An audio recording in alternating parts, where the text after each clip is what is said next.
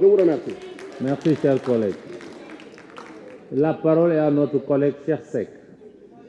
Babacar Abambaye, le suivant.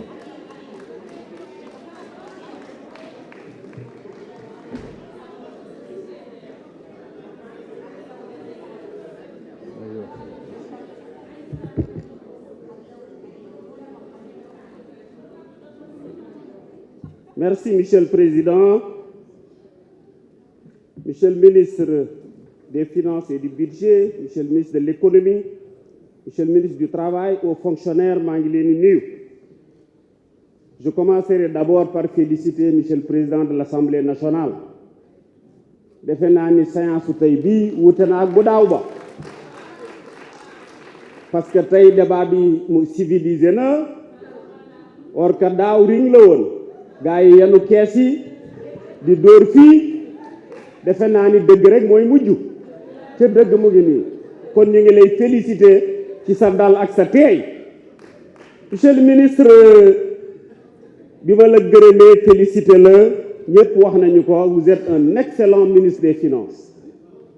Je crois que aujourd'hui ñi ànd ak yow d'accord nañu ci ñi àndut ak yow sax d'accord nañu ci dama gisul sax ku la contre mais cela aussi fonctionnaires yi nga àndal aussi ils ont du mérite et je voudrais rendre un hommage aussi à l'ancien directeur des douanes monsieur Abdourahmane Dieye et souhaiter la bienvenue au nouveau directeur.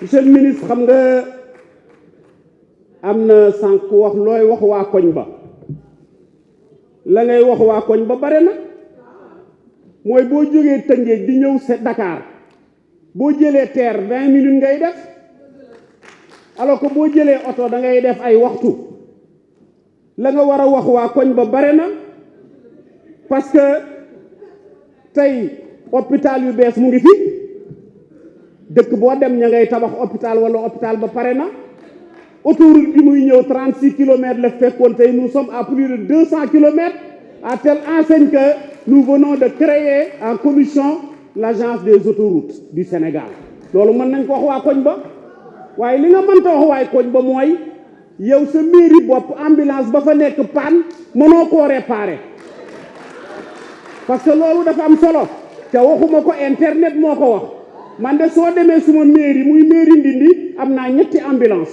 doo 2 médicalisés kon am naa lu ma wax ñooña man yow yaa amul loo wax waa koñ ba may wax rek ni su ñuy wax fii ci Sénégal ci respect diine respecté daara mais daara moderne président Macky Sall moo ko fi indi tabax këru diine yi defar jàkka yi defar jumaa yi président Macky Sall moo ko fi indi mais kooku am na lu mu nettali kooku moo sagal diine moo sagal daara moo tabax yépp nga xool diaspora bu ñu nee diaspora mais diaspora mosul tekki dara ci réew mi kan moo indi 15 députés diaspora ci réew mi c'est le président Macky Sall qui a compris que les Sénégalais de l'extérieur font partie de ce pays et qu'il faut valoriser kooku moo indi diaspora ba tey diaspora bi nekk fii di wax waaye su fekkoon te ni defu ko woon du leen am lu ngeen wax fii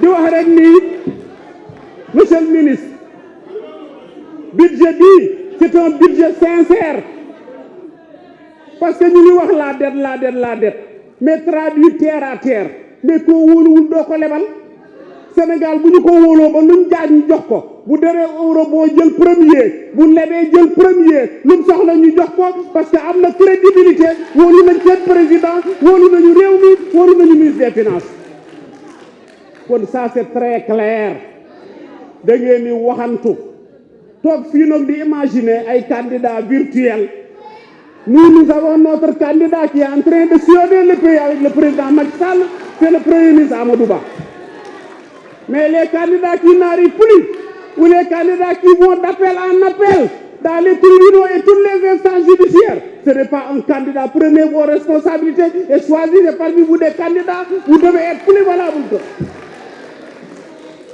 Kon dama ni monsieur le ministre fii de programme yi fi nekk yëpp programme yu baax la budget Sénégal bu ñu ko yóbboo ba 7000 milliards pour la première fois le Sénégalais qui est là-bas au fin fond de Fongolemi day toog ñu yónnee ko ay xaalis bu bare ci portable am mu mën a jënd ceeb jënd dawlin faj doomam ba yóbbu ko école mais dama ni la distribution de la richesse aujourd'hui est une réalité dans ce pays-là.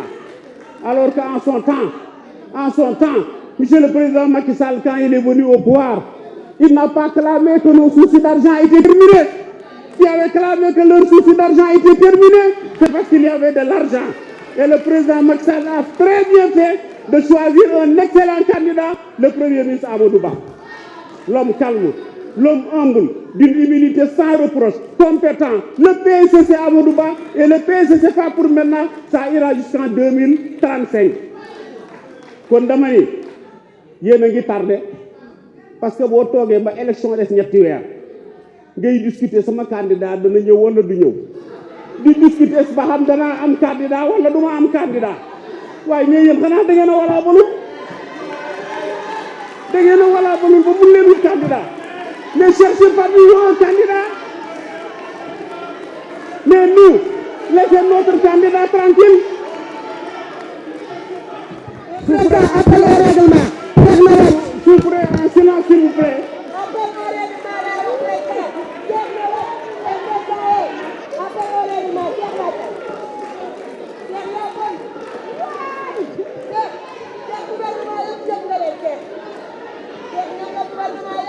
Souffrez.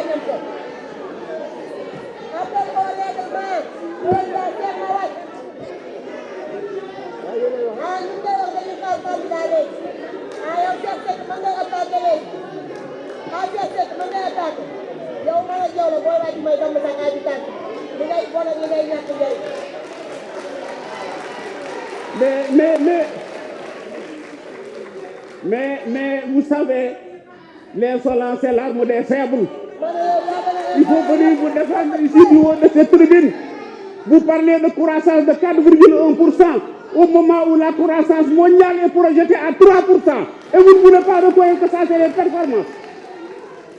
La croissance de 9% projetée. Ce n'est pas le Sénégal qui l'a dit, ce sont les institutions de Bretton Woods qui l'ont dit. Mais cette croissance-là, elle est réelle, elle est en train d'être partagée par les bourses sociales, par le système sanitaire, par les routes et les autoroutes, par les ponts. Et je vous dis au lendemain du 24 février que notre candidat triomphera et le futur président de la République sera le président Amadou Ba et vous allez recommencer à zéro. Je vous remercie. Merci, chers collègues. La parole est à notre collègue Babacar Abba Mbaye.